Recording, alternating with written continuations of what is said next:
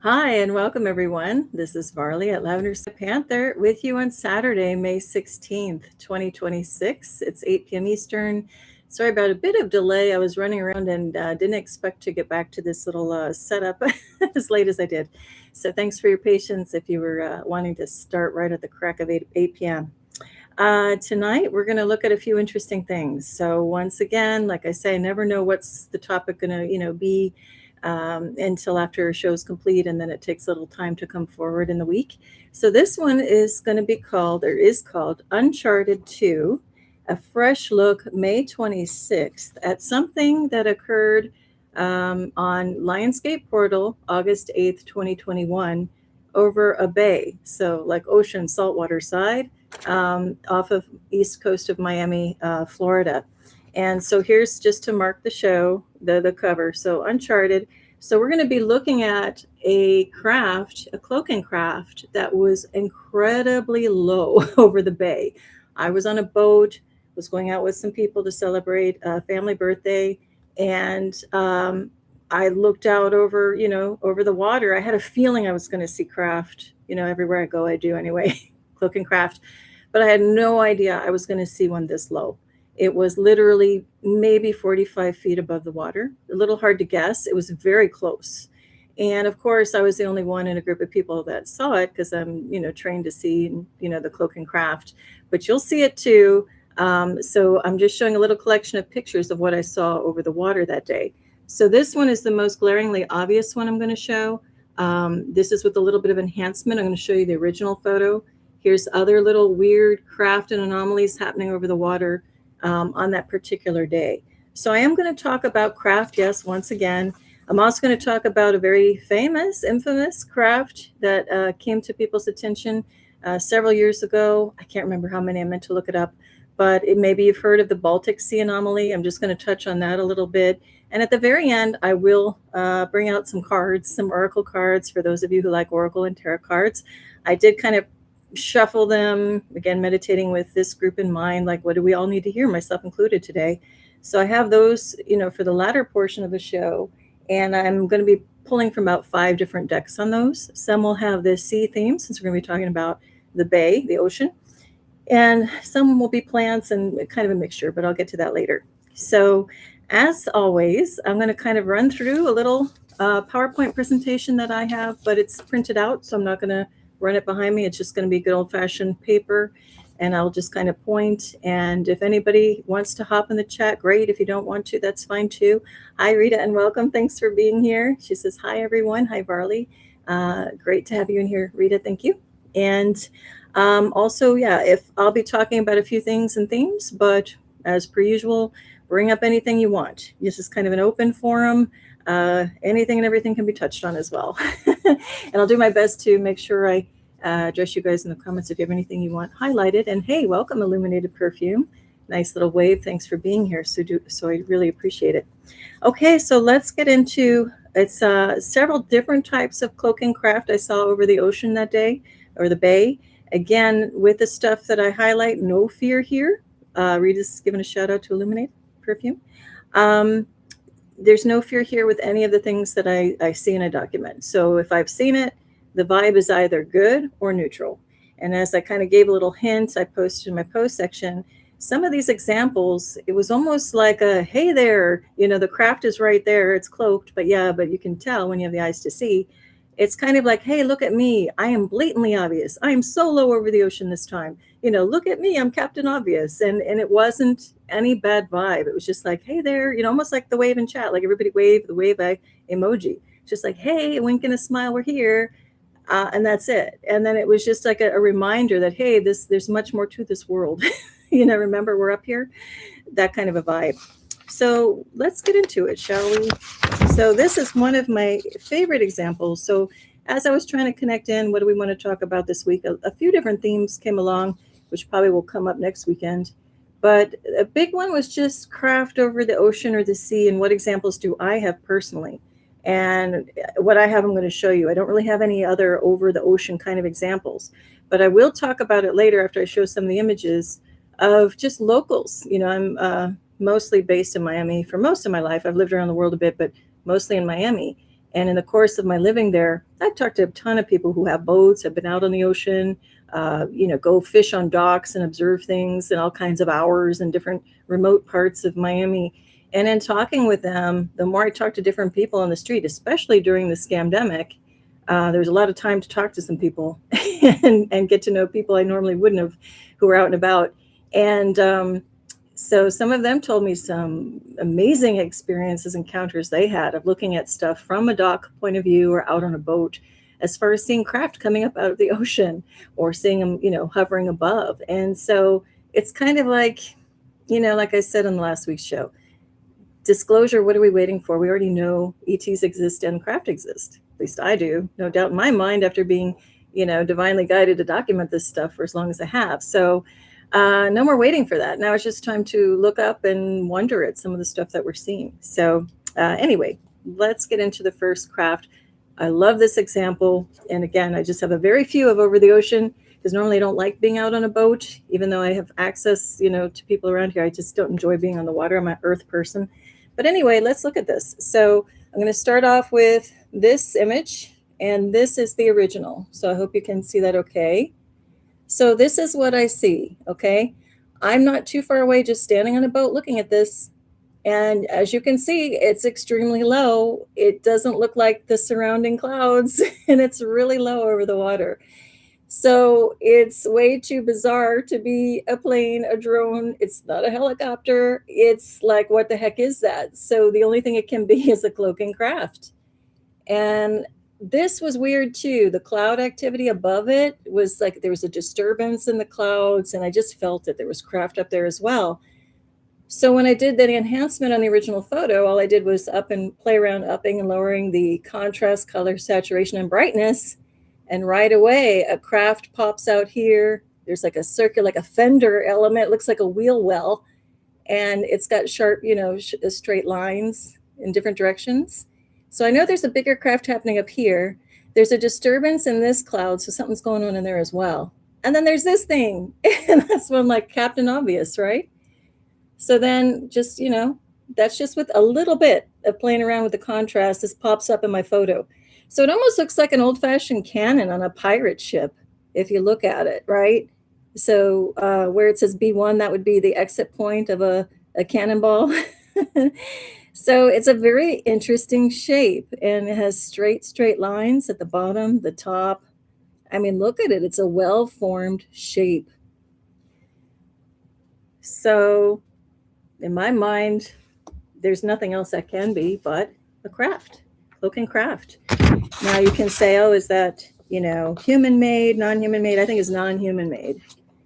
And here's a closer up view. Okay, so now this one, I played around with I pushed the color saturation a little bit more, just to pull out some different highlights of color signatures.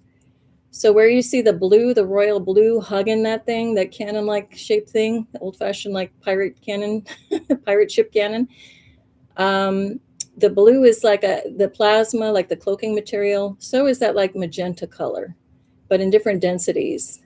And then we have some weird stuff going on here. We get a color signature that's gold in, so with like holes in it. So something is really going on with this thing.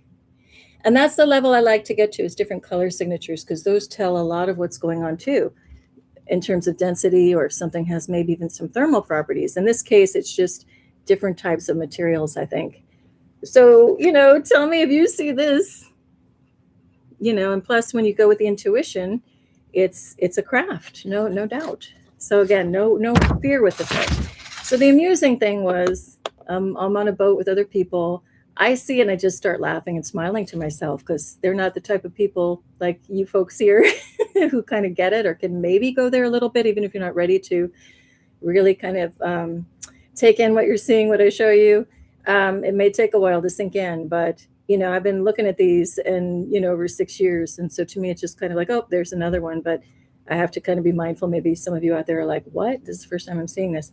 So here I'm on the boat, and I just kind of silently smile to myself, because I can't tell anybody. They're not going to get it, that's a cloaking craft. They would just look at me like, what is she saying? So I had to appreciate the joke unto myself, between me and the craft. Oh, and Rita Pita says, reminds me of a Zeppelin, LOL. It does. Like it, and the other thing, thanks for bringing that up. Oh, she said, sorry, airship, LOL, LOL. The thing is, it did have that presence. Like it's just hanging there. It had the size of like a small one. And it was absolutely silent. So that's the other thing I forgot to mention. There's just no sound with this at all. And that's how you know you have a cloak and craft as well. Because if something of that size, especially, you would hear some kind of fan or motor or any other kind of device, some kind of mechanical sound if that thing were even just hovering there. Or if it were of a balloon variety, it would be blowing around. But no, that was something cloaking. When we do the enhancements, you can see it's solid. So it's not like a light balloon that's going to blow around. And it was really low over the water, and there was nothing else there anywhere around. And even if it were tethered to somebody's boat, it would not just sit there, and there was no boat around. No pier, no nothing. And I know this channel coming in and out, so there was nothing there. Now I'm going to show you a picture in a bit, which will show you what was sticking out of the water, but it was even closer to me, not close to the craft, was like some branches. You see birds sitting there, perching there occasionally, and they're channel markers. So there's one channel marker. I'll show a picture too, but there's a bird sitting up there, but it was far away from where this thing was. Sometimes too, you might see in the water crab traps, but those will have a white styrofoam, like little ball buoy. And then, a rope goes down and there's like a little wooden box or some kind of box that catches crabs, but none of those were around as well. So that thing is just out there hovering. And like I said, the total vibe was, haha, do you see me? I'm Captain Obvious, and I'm looking and I'm just laughing. I'm like, yeah, I see you. Do you see me? It was just kind of like that silent telepathic dialogue, right? And the biggest joke of all is, well, you're the only one that gets to see me. No one else is seeing me. So our little private joke. All right. But anyway, that was that. And I'm going to show actually a couple more scenes over the water. And then I want to hop over and read you something about channel markers, because it just reminded me of signs in the water. Actual signs are channel markers. And I don't know if any of you have been on the sea at all, or like ships or going out on boats. This will be especially for those of you who might not know much about that. So as you go out into the ocean, you have, posts and signs that lead you out. And as you come in, you have another set, and they have different colors and shapes and numbers. So I'll get to that in a bit. All right, so now on this journey, it wasn't a 3-hour tour. For those of you who know Gilligan's Island and the little, what do you call it? I'm forgetting the name of it. The little intro music to Gilligan's Island, a TV show back in the day, was, you're going out on a 3-hour tour, and then they get shipwrecked. Luckily, we didn't, and it was more than a 3-hour tour. However, on our way out, I saw some other things. So just after seeing that, we'll call it the Zeppelin-shaped thing that Rita called out, I saw another weird thing happening off in the distance. And here we'll look at this one. So over here, we're progressing along. The Zeppelin thing just kind of disintegrated and faded out. And then off to the north of the other thing I saw this little weird line of stuff. And I'm like, okay, that looks like there's also cloaking activity going on. So I don't know if you can see it over there. And I just dropped in letters, A and B, just to point out a couple parts of this thing. So what caught my attention with this is something triangular was peeking up at the top, looked very rigid. So I know we're probably dealing with cloak and craft. And here are these branches sticking out of the water I was telling you about. That's the only thing that was something sticking out of the water that even if you had a balloon, you could tie it to that, but there wasn't anything happening out there. So I zoomed in and put some enhancement on this A and B situation. And this looked like, sorry, I'm in the wrong way. Yeah, this had 2 parallel prongs propping up a triangle. And there's some very solid things happening in there as well. So I know we're dealing with cloak and craft. And I'll just bring this up. I probably should do this a little better. Sorry, guys. But here we have a triangular cloaking object. You have a waft of plasma coming over it, or like cloud-like material that's thicker than cloud. And these 2 sticks are very parallel. So it's a very engineered situation. And this is very dense. This is like a log. Look at it, has ends. No clouds do that. So we've got cloak and craft happening in here. So that's just another example of seeing more cloak and craft. But wait, there's more. So further on the journey, I'm scanning the skies, because when you're out on a boat, you can see the skies really well all around you, right? So here's an original. Now this was an interesting scene. So what caught my attention was it was cool how these 3 boats were racing each other. But then as I looked up at the sky, I'm like, okay, that looks triangular. That looks triangular. Something weird's happening up here. there's atmospheric disturbance. It just looks and feels off. But then I looked over here and I'm like, what the heck are these? So again, at letters A and B, these two little chunks, they don't look like natural clouds. So when we go to enhancement, sorry, it's jumping around.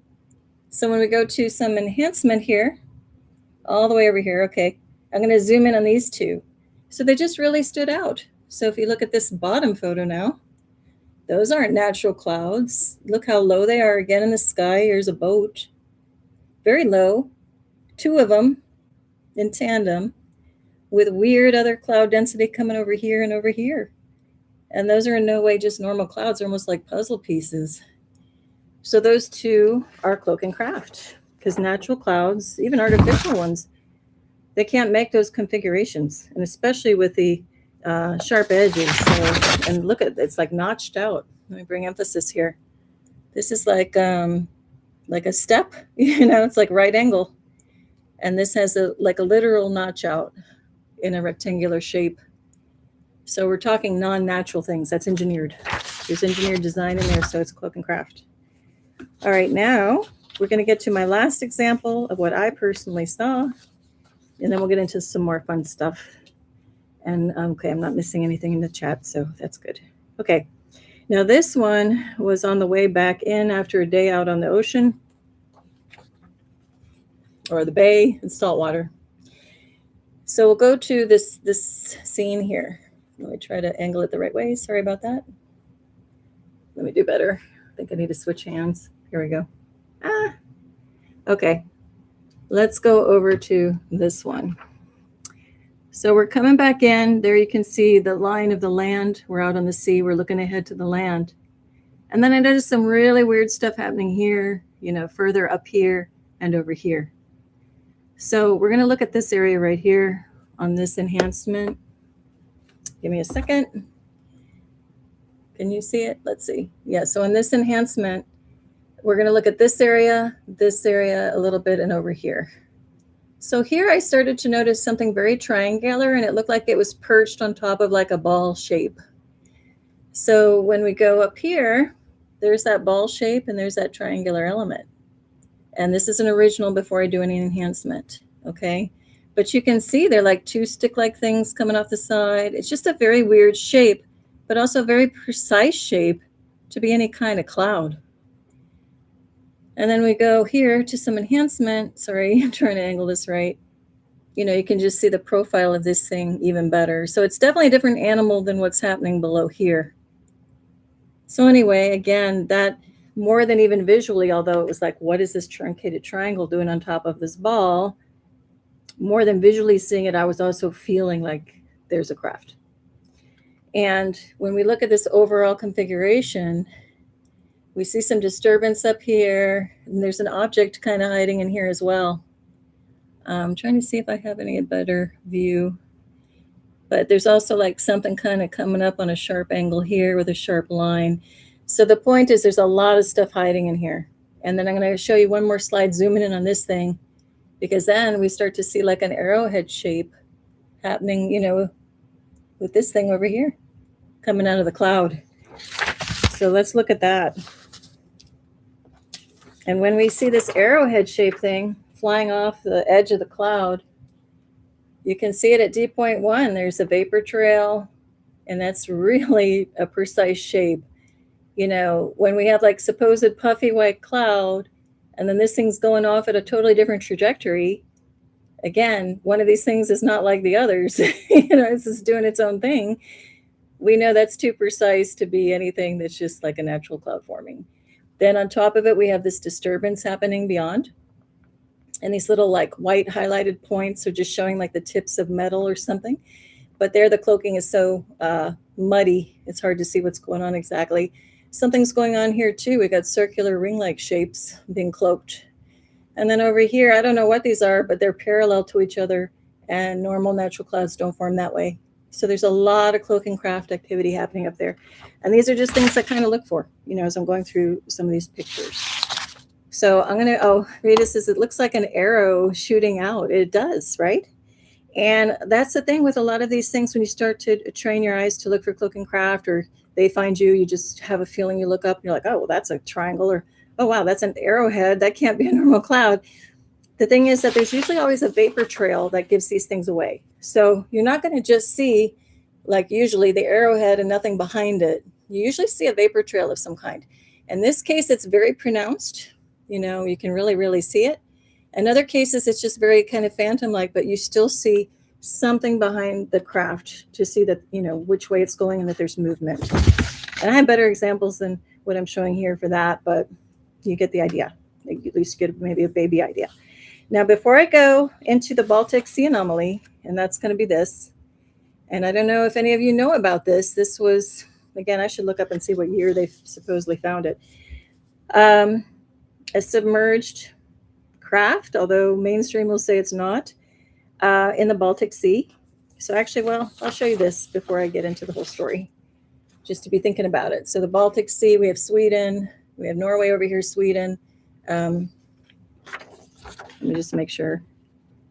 Well, a bunch of countries are aligning it. Estonia, Latvia, Lithuania, Poland, Finland, okay, are all around it.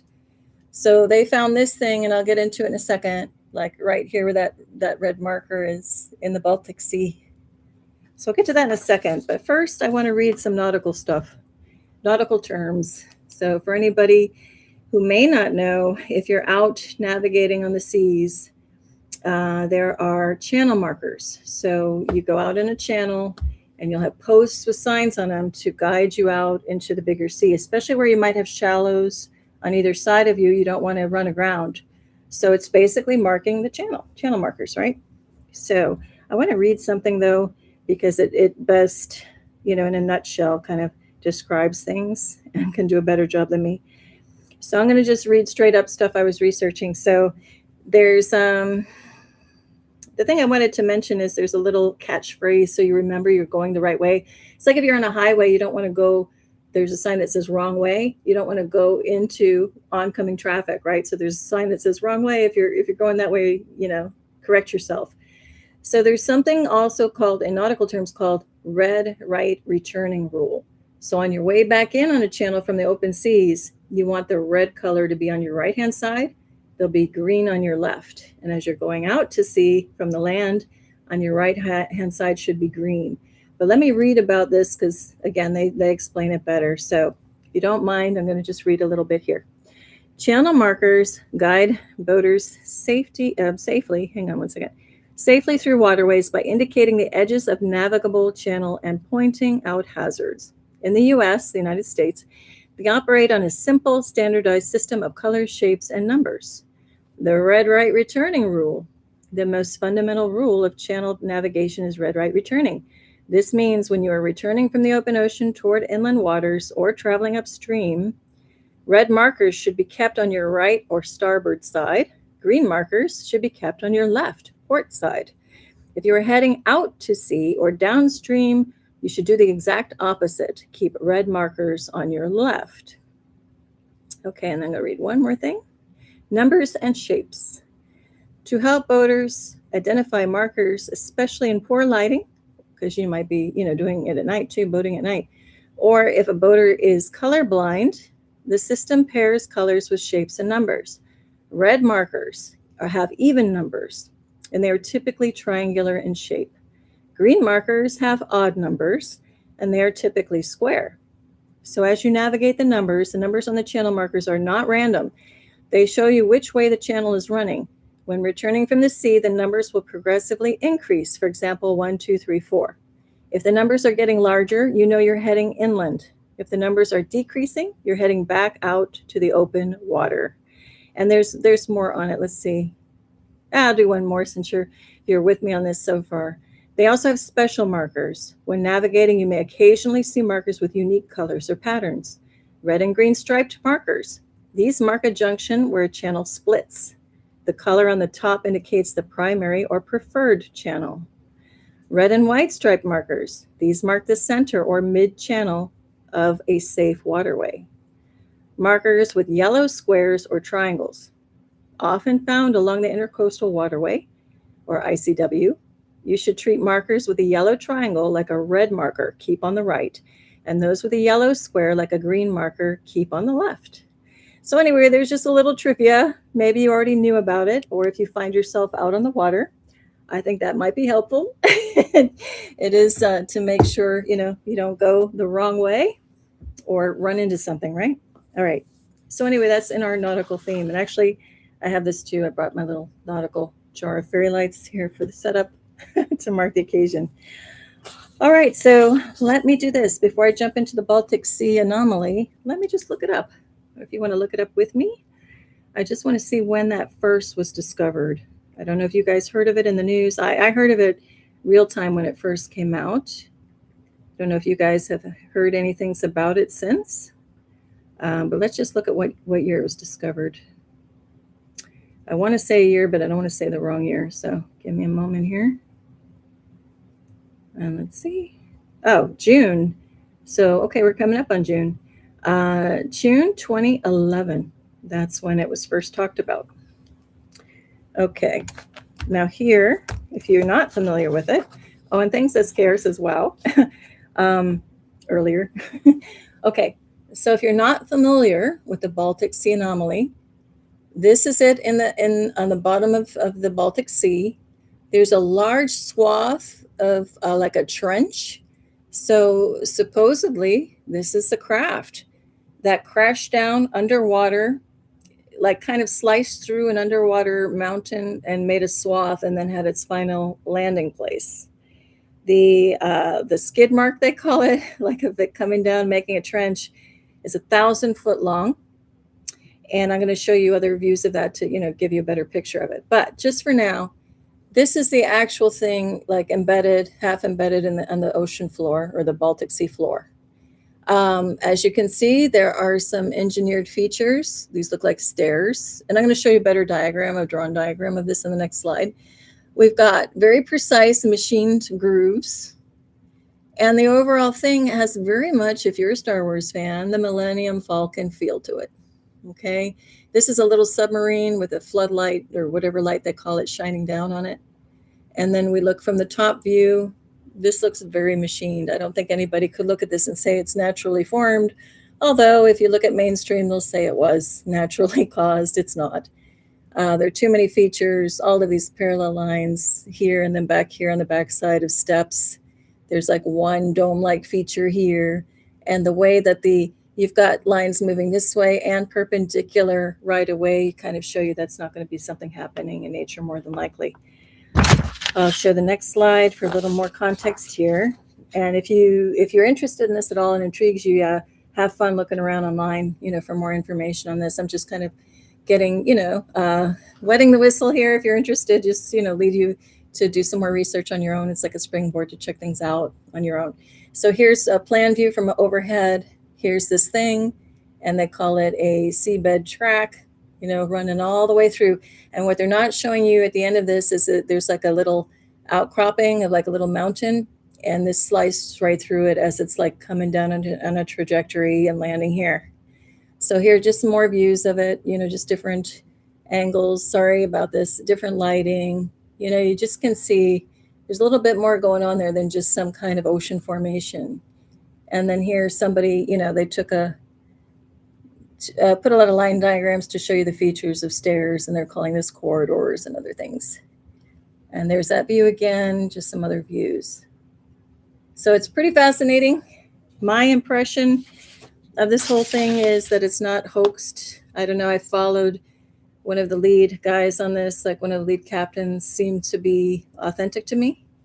Just hearing him talk about some of his experiences outside of finding this seemed to be pretty legit. He explains the first time he saw a UFO over a city at an apartment window. All of it kind of tracks to me to feeling, pretty legit.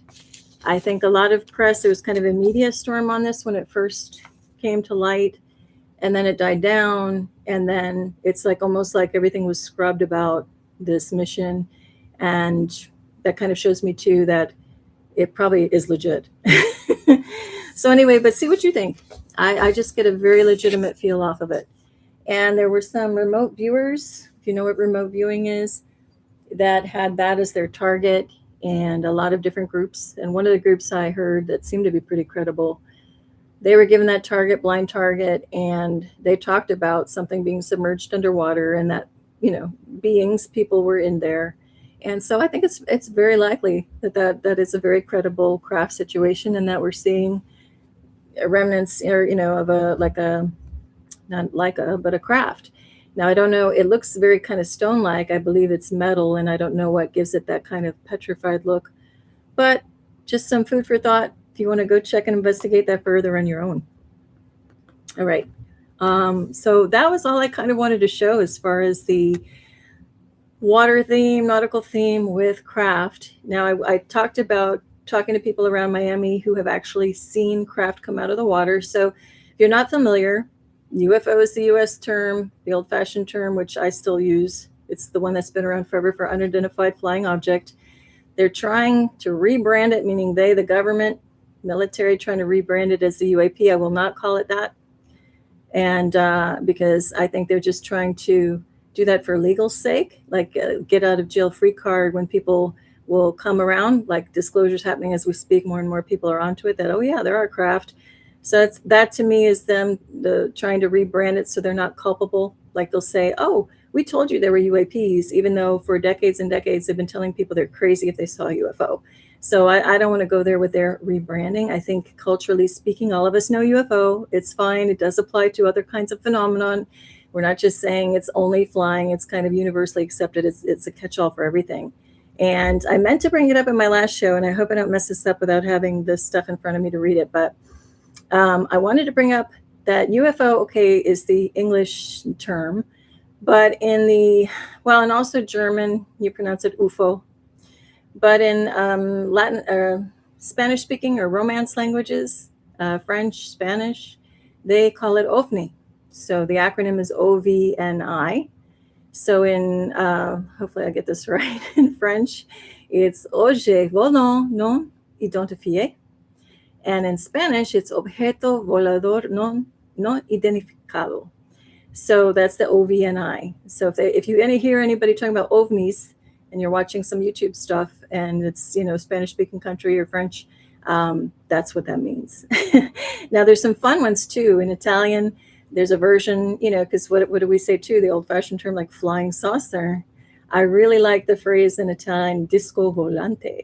It just sounds like fun. Oh, hi, and welcome, Lake Superior Skywatcher Nature Lover. Thanks for being here. Oh, and the SKR says, yes, that's it, UFO or UFO. But I have a very strong feeling on that. That's why I'm not going to call it or reference anything as UAP. I don't even want to say it now, but I just want to explain that. Okay. So I don't know if any of you, I'm sure you do, and don't feel like you have to say anything in the chat, but, just think about it if you've had any experiences. So what I wanted to say is, talking to some captains, boat captains, even people like the U.S. Postal Service, the mailman, all kinds of people have been observing cloaking craft, whether it's driving around town or over the ocean. And one interesting thing I heard was of a guy, he somebody I knew. I don't want to out the person if they don't want to be, if they want to be anonymous, but was boating, had a group of friends in the back, probably about 5 of them, boating at night. And he's looking out over the horizon, and he said there were multiple, maybe 5 or 6 green, we can just say flying saucers, UFOs, coming up out of the water and then hauling butt across the water. And they were very obvious, stayed there for a while before they just took off. And he even yelled back to the whole bunch of people on the boat, hey, do you see those? And nobody did. And that's another point I want to bring up, that not all of us have eyes that are attuned to seeing these things, because it's a frequency thing. And it's also whether you're ready or not to see them. So for some people, if it's really going to shake you in a negative way, you probably aren't ready to see them. Other people, you're like, I didn't know they were there, but hey, that's interesting. You're more than likely probably to see them. And of course, if you embrace it, you'll see it even more or be open to it. But there's definitely a certain thing to the frequency match, if we can match up and see them. And also if our eyes kind of have been upgraded into the frequency and color range and whatever to see them. It's just a thing. And that's why it's interesting with these digital cameras that, you can capture so much more, with those digital cameras than if we're just looking with our physical eyes. And that's why I love the magic of these things. Let me see where I put it. Where the heck did I put this? Hold on. Oh, here it is. That's why I love when I do these things, when I take the original and do what I call, the enhancements, is that it's almost like magic, like a beautiful magic trick. It's like, ta-da, now you see what was right in front of your eyes. So, okay, this is a very clear example of cloak and craft, the original. Like, you can really see it here. This is unusually very clear cloak and craft, because you see that straight line below, and you can see it looks like a pirate ship cannon, even without, tweaking the enhancement, like without even tweaking the color, saturation, contrast, and brightness. You can tell something's going on here. Oops, over here, sorry. It's mirrored. You can tell something's going on here. But then when you just do a little bit, tweaking the color, saturation, contrast, and brightness, it's like, ta-da, bam. You really see it, right?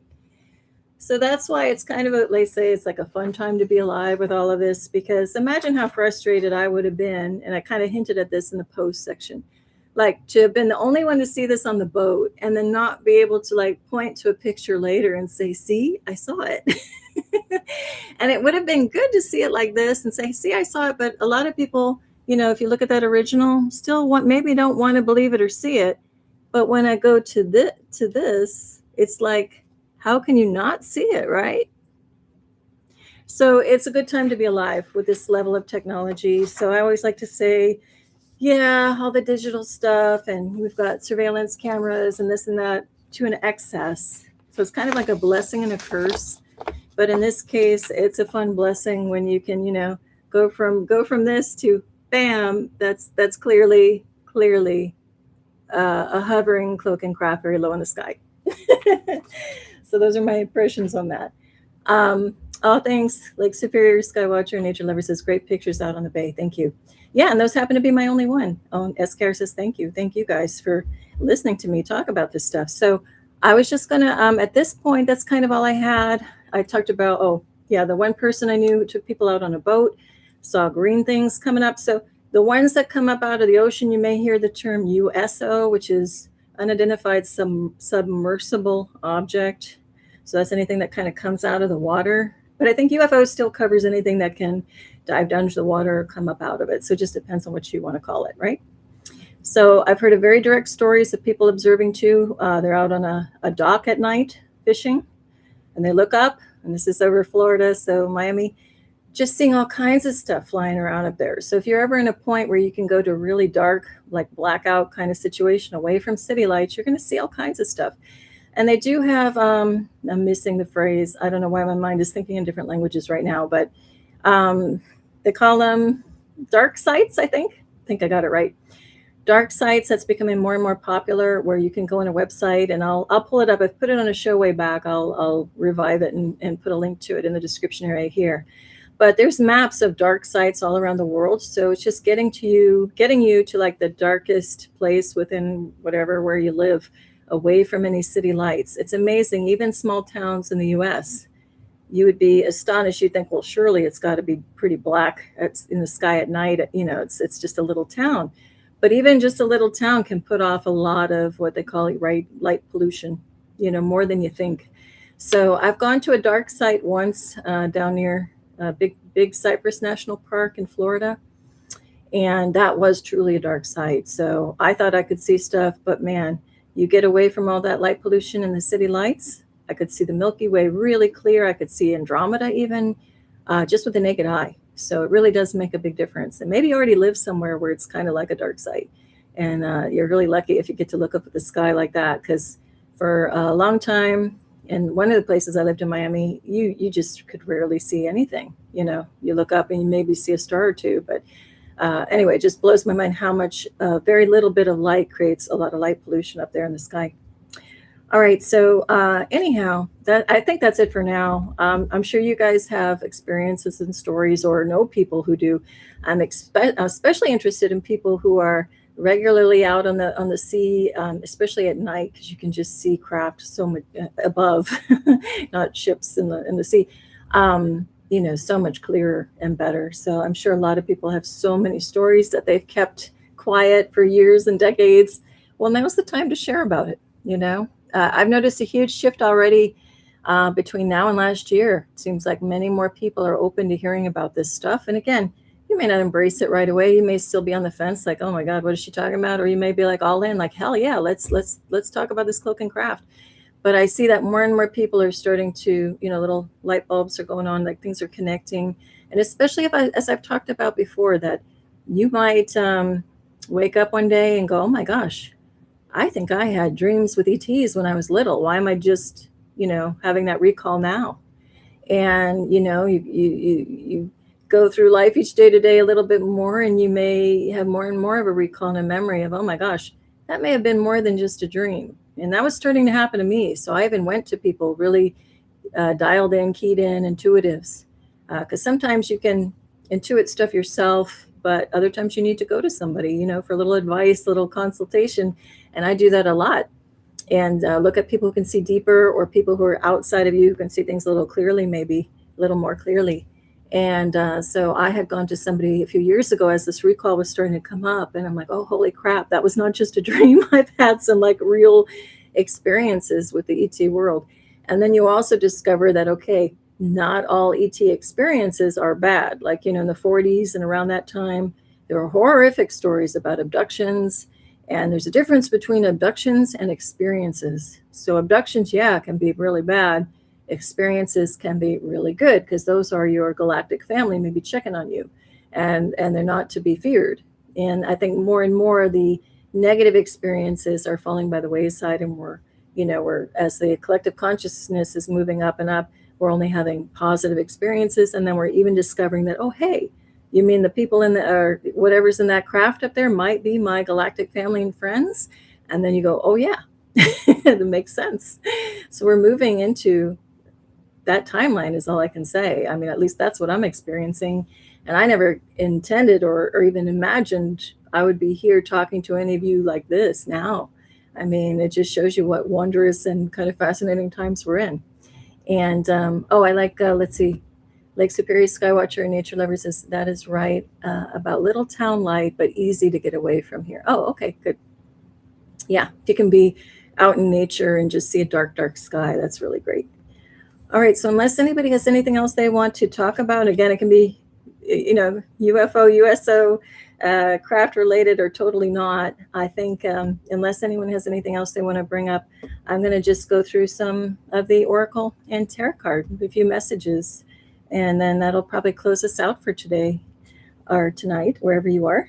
Okay, so let's do this. Let's see. I will be sure to include the names of these decks in the description area below.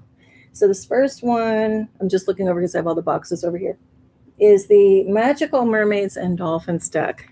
It is by Dorren Virtue. I know there's a very kind of mixed history and feelings about her path and journey, but this is a very, what do I want to say, happy deck. I'm trying to see the backside. It's a very high-vibed deck. And it does have to do with mermaids and dolphins. So I want to, I'm trying to get the glare out. So that's the back side of the deck. Very happy. Kind of capturing the mood of talking about, things happening, anomalies and things happening over the seas. So in this deck, I pulled the first card. It's going to kind of set the tone, and then I'm going to move into a couple other decks and read the overall message. But we first get Stay Optimistic. And here, let's see if I can get that out of the glare on this side. Yeah. So it says, stay optimistic. Your dreams are coming true. Don't quit right before the miracle occurs. So isn't that the truth? It's a matter of endurance, perseverance, patience. I remember there was a meme that showed like a little miner, like a Minecraft thing. I'll put this back up in a second, of like a guy digging across a little, underground tunnel, and he's under there, like digging, trying to make his way out, up into the air. He's like down under, and let's see, he's just about to bust free, but he doesn't know it because they show you the opposite side of him, like just on the other side of his little chisel. If he would just stay there and chisel a couple more, he would have broken through. But instead, he was like, oh, I give up. I've been chiseling forever. So he's just like one or two strokes away from, improving his situation. Or there was like a diamond on the other side he was looking for. I think that was it. And he was just shy of reaching that diamond, but then like gave it up, packed it up. So that's, the message here is if we can stay optimistic and keep going, let's see, sorry, I think it's better over here.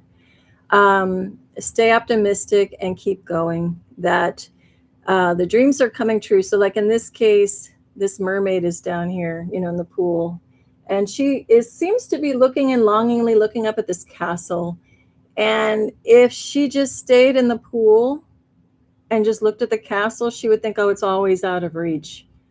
But little does she know, if she tries to pull herself up on the land, her tail will turn into legs and she can walk up there. But maybe she hasn't done that before and doesn't know.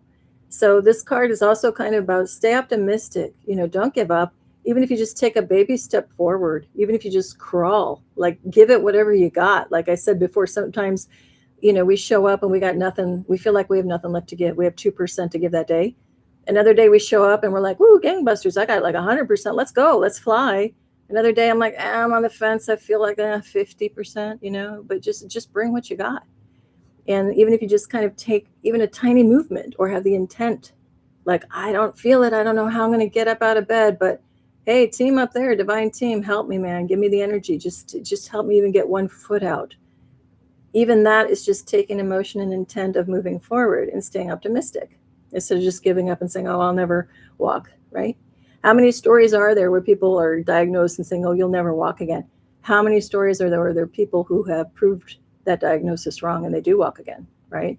Just kind of a matter of the will. So anyway, the overall thing here is stay optimistic, keep your eye on the prize, and just don't give up on it, even when you feel like you want to, because usually it's right when you feel like you just can't do it anymore. That's when everything can change. And that's another message too. Sometimes you do have to just surrender or give in, not give up, but give in a little and just say, you know what? Okay, fine.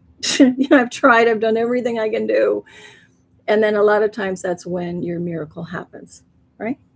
All right, so the next cards come from the Mermaid Tarot. And these are interesting because we have 6 of Cups and 7 of Wands. And these hopped out together, and it's so perfect for the message of stay optimistic, because this one, the first one, is 6 of Cups. And you see these mermaid youths, and they all have these different goblets, chalices, and they're playing with them in all different ways. So here are these like magical objects, and they're just having the time of their lives. Same object can be used to do so many different things. They're toasting, they're looking in there. One guy's got it on as a hat, right? Or a girl. And so there's many different ways to look at the same situation, but they're all looking at it in a sense of optimism and play. But now we come to this card, which came out at the same time. And here, this person is coming up on still a lot of golden objects. But in this case, they don't look so fun. They look pretty threatening. So the stay optimistic is showing with these is that you may find yourself at a choice point, at a crossroads. You're trying to stay optimistic, but sometimes, it's really hard to get your energy up to be in this playful mood. And a lot of times you may have been burned in the past, so it's kind of hard to get out of maybe a light depression, or you feel like you're being attacked, or maybe you're a little paranoid because things didn't go so well the way you wanted to.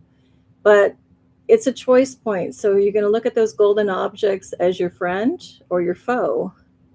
And depending on what you decide of how you want to go forward is what you're going to see in your reality. So in this case, I would choose the fun, playful time versus coming into a situation and feeling like you're being attacked. So it's kind of like turn that frown upside down.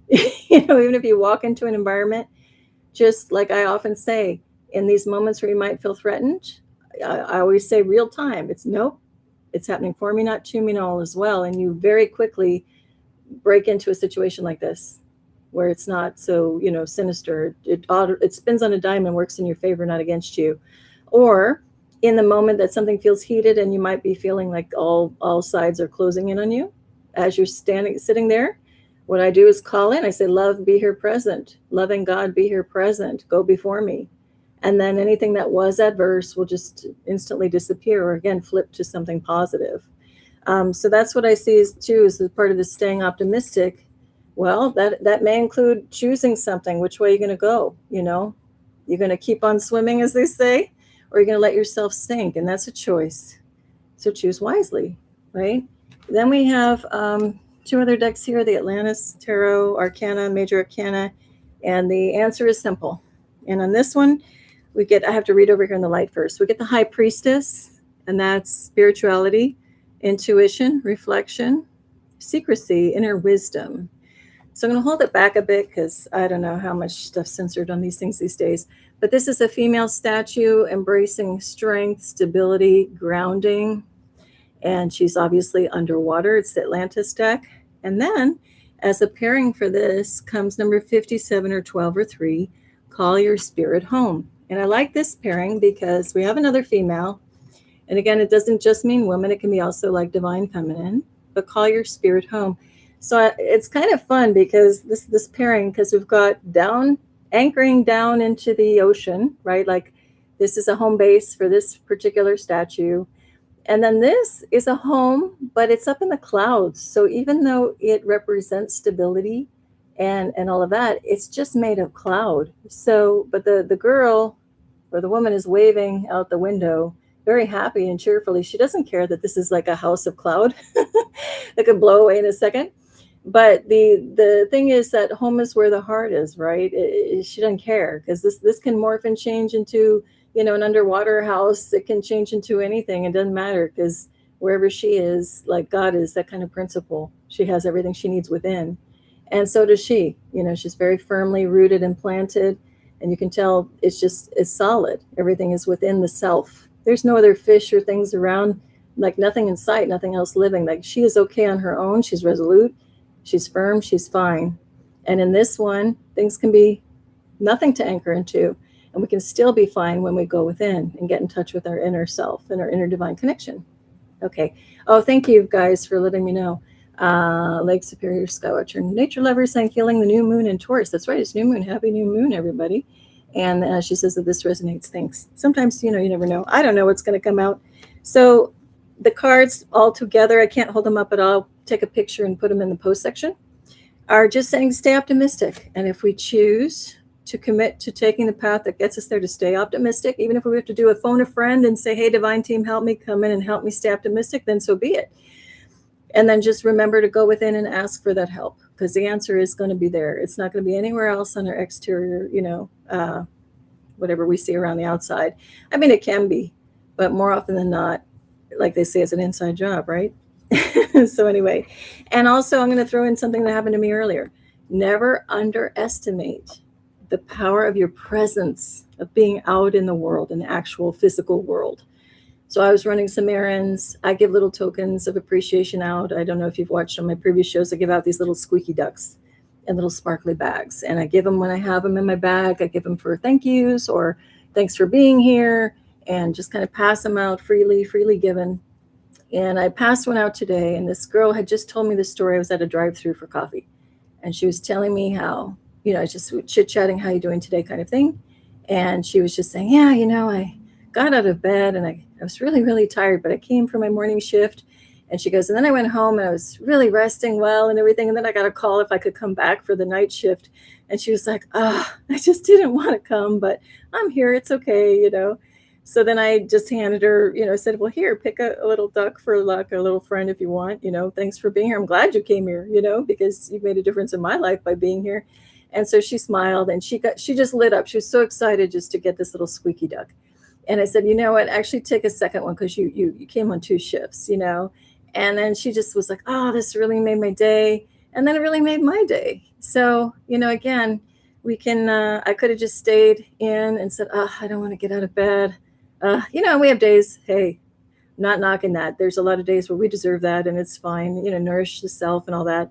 But if you're on making that choice point I was talking about, one of the choice points is, should I just stay here or let me go out in the world? And a lot of times our light that we bring, just walking by, you don't even have to be talking to somebody, just walking through a space. You just never know how much your brand of love and upliftment will really make a big difference in the world. And I'm saying that because people I see here in chat, and also if you're not in chat, I know you are the type of person, just wherever you are bringing that goodness into the world.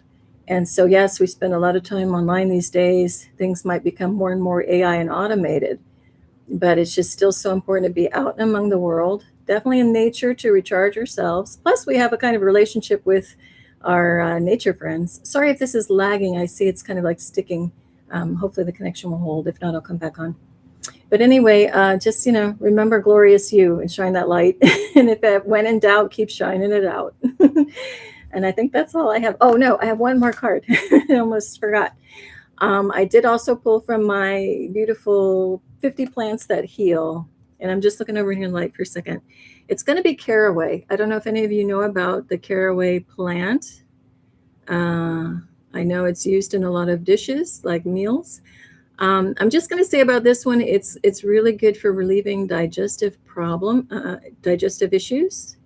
And let me just see if there's anything else about it.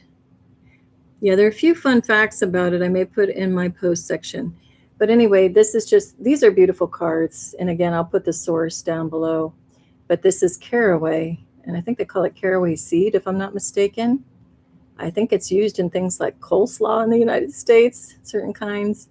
But it's got beautiful, I love this deck because you get beautiful parts and pieces. I'll come in even closer on the buds, the leaves, everything.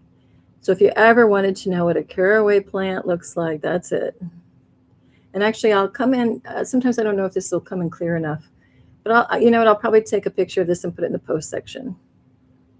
But the funny thing about this, that caraway jumped out, is that gives you some fun facts if you want to take a screenshot too. It talks about the berries that are fragrant. Let's see. It does a lot of interesting things. So there's some benefits and methods of having it. You can chew the grains or you can make an infusion with it. But the fun thing about this one, that it came out on this kind of sea theme, is when I see caraway, I almost see castaway. And just funny that this one came out. And actually, so I don't know if you want to see any other cards from any other decks. I'm feeling like I should just pull one more bonus card to take us out on. And again, unless anybody has anything else they want to talk about. Did I show you the backside of the answer is simple. That's the backside of the deck. Let's go ahead and take one more card. It's a little bonus message for the night or the day, wherever you are. I hope everybody, all is well in your world, wherever you are. And I don't know about you guys, but my sleep has been horrific. As in, I go to sleep, I can't, and that's not like me usually until like this last year. And then I also don't want to be up. It's like a catch-22. I'm like in a limbo, and it's not fun. But these energies are just kind of passing through. All right. Let's just see if we get any other thing. Yep, we do. Okay, we've had this not too long ago, so let me just see if there's one more. Yep, one more that wants to come out. And now one more. Okay. Well, this is interesting. All right, we got 3 cards. First one is number 18 or number 9. Step away from the crowd. We had this not too long ago. And then for extra context, let's see, we also have number 29 or 11 or 2 that says, say I'm sorry. So then I pulled another one because I thought, no, we need a little more to go on than that. Then this one is number 48 or 12 or 3, you are safe. And we have this beautiful little butterfly is safe from being devoured by all of these birds above, by being in the, underneath the umbrella of what looks like a Gerber daisy, maybe. So here that looks like there could be no hope at all for this butterfly, but in cooperation with somebody else, that butterfly is safe for the moment. Oh, hey, Roxy, you're welcome. Good to see you. Okay, so let me look at this trio because it's a little odd juxtaposition of these 3 things. Okay. All right, here's what I get. So stepping away from the crowd shows that we need to be okay on our own, no matter what's going on. And not just okay, but standing firm and drawing off of the strength in that. Like, look at the stance of this lamb or sheep, is really, I guess sheep, is really strong and connected with the ground and is totally okay. It's even like going against the grain. It's not just standing alone in the crowd. It's even facing the opposite direction, right? And it's just kind of embodying this like inner knowing that hear me roar, I am here, hear me roar. I am standing here and I am totally fine. All hell can break loose. Everyone is going against me. Winds are blowing the house down, but I still stand. Nothing is going to change that. Now, with that might come the say I'm sorry part. I see is not saying sorry to somebody else, but we might have to kind of like forgive ourselves, because doing this may mean that we literally are breaking from the crowd, meaning some family relations are going away, some friendships are going away at the moment. Some of you may be finding that happening. I'm finding that in my world.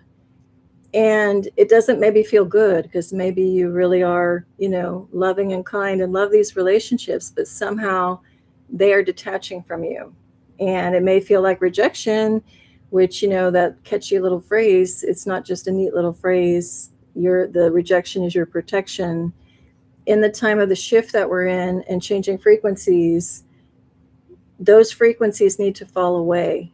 So that still may not justify things in your own mind if you want to keep those relations and they're drifting from you. You may have to go gentle on yourself and say, I'm sorry to yourself, but this is happening for us and not against us. So it's kind of like a little self-talk.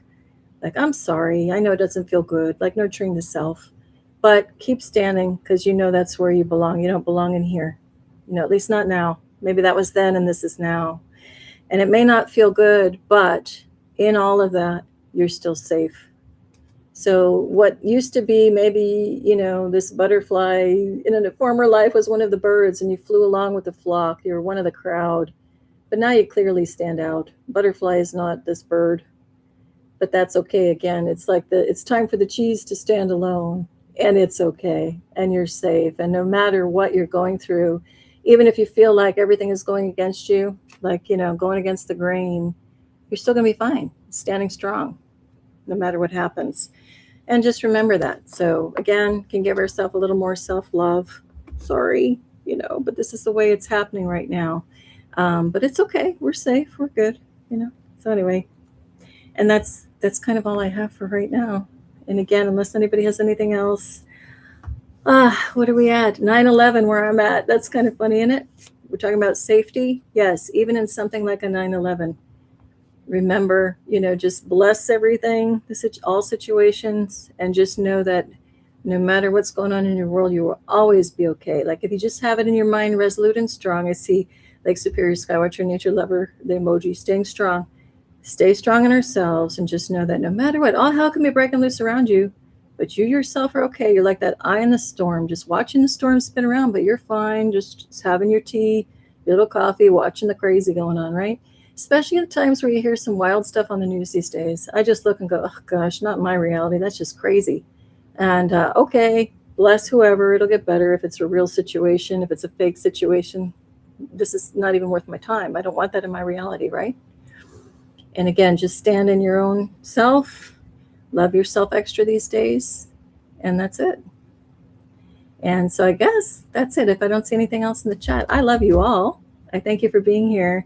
And I have, I'm toying around. Actually, I'm going to throw this out there as a question. Oh, thanks. Rita Peter says, bye, everyone. Have a good week. See you next time. Thank you. Take care. And thank you from SKR. Thank you. And I'm going to throw out a question before all of you take off. I'm toying with a few different topics because they started bubbling up for next week.